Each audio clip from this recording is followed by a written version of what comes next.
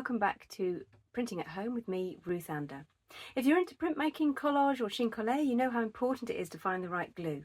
Today I'm going to take you through how to make your own rice glue, sometimes called nori paste, and it's a natural, archival and super effective option for delicate papers and materials.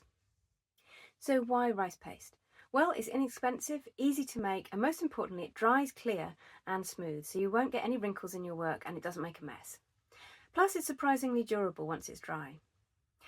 I use it when I'm collaging tissue paper onto my prints, and I also use it when I'm making chine-collé prints, which is a fancy way of saying collaging paper into a print as it goes through the press.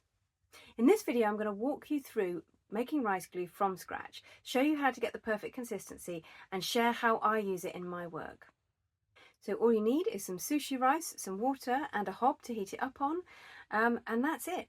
So let's get started. So I'm using about 250 grams here of sushi rice to make this batch.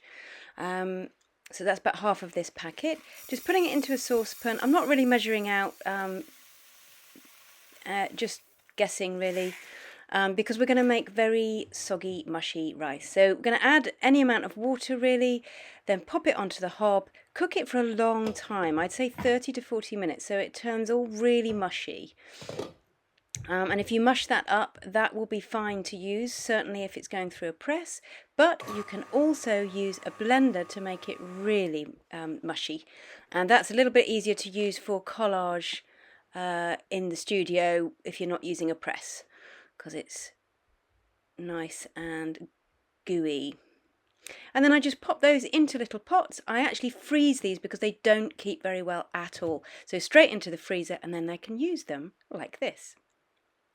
So I will just use them out of the pot with one of my cardboard spatulas. I don't dilute it, although you could do, but I just like to keep my glue sort of as dry and starchy as I possibly can.